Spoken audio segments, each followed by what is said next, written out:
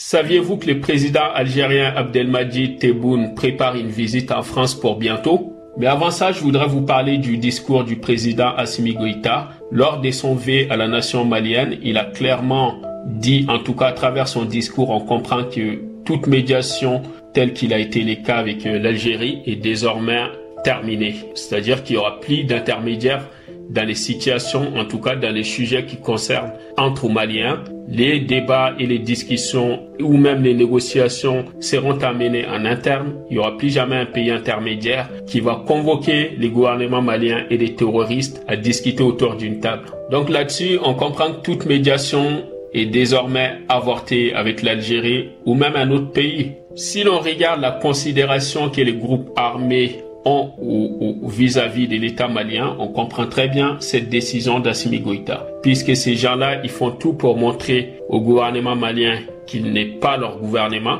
Ils font tout pour montrer qu'ils sont pas maliens. D'ailleurs, ils l'ont affiché clairement à travers leur pseudo indépendance, dont ils affichent des drapeaux qui ne veulent rien dire. Et ils les disent à travers tous leurs discours. Donc c'est une très très bonne chose que ces gens-là, Assimi fait en sorte de les forcer à s'adresser au gouvernement malien avec respect et comme étant l'État de tous les Maliens. Après les avoir combattus militairement, Assimi les oblige donc à s'adresser à la nation, à se considérer comme étant des Maliens. Ce n'est pas une punition, on a compris ça.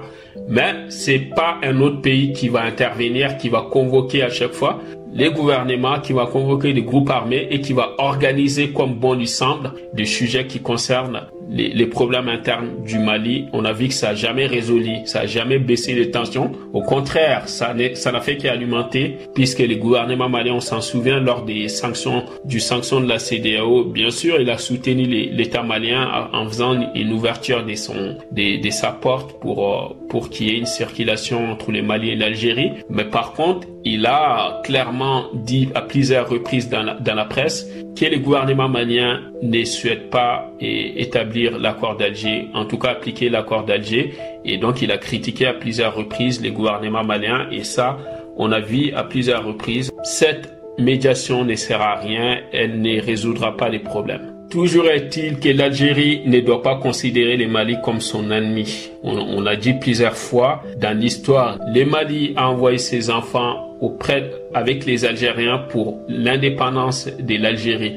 Et donc, dans l'histoire des pays, on a vu que c'est rarement le cas. Rarement un pays est allé aider un autre pays militairement pour la conquête de son territoire ou même pour son indépendance. Les Africains l'ont fait pour la France, les Mali a fait pour l'Algérie, mais on ne connaît pas beaucoup d'exemples. Et donc, on a vu que cette situation d'accord d'Alger est arrivée à son incomble. Alors, suite à cette crise diplomatique, on se demande maintenant, c'est clair pour tout le monde que l'accord d'Alger n'est plus d'actualité. Et donc, qu'est-ce que l'Algérie peut faire en dehors de ça? On a vu récemment que l'Algérie prépare une visite, les présidents algériens préparent une visite en France pour rencontrer Emmanuel Macron.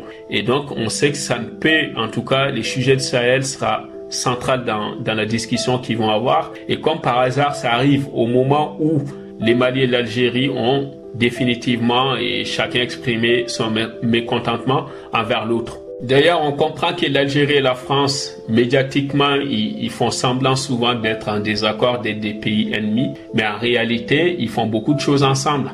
C'est pas par hasard que la France a demandé une autorisation aérienne en Algérie pour intervenir au Niger. La France l'a fait parce qu'elle sait très bien qu'avec l'Algérie, elle a beaucoup d'actions discrètes que personne ne sait. Alors, si l'Algérie a refusé ça, c'est parce qu'elle sait que ça met en évidence sa collaboration avec la France. On sait que désormais, les sorts des Maliens, en tout cas les sorts du Mali, ne se déterminent pas à Alger. Si l'Algérie aime les groupes armés tant que ça, elle n'a qu'à les héberger chez elle. Elle n'a qu'à leur donner la nationalité algérienne et puis le problème sera réglé. Ils seront en Algérie, ils seront heureux et leurs revendications, l'État algérien répondra à tout ça. On a remarqué également qu'après la prise de Kidal par l'armée malienne, l'Algérie n'a pas réagi. Pendant un long moment, elle est restée dans le silence. Alors on se demandait pourquoi l'Algérie, elle n'a ni félicité les gouvernements maliens, en tout cas les bravoures de nos soldats, elle n'a ni exprimé un mécontentement par rapport à ça.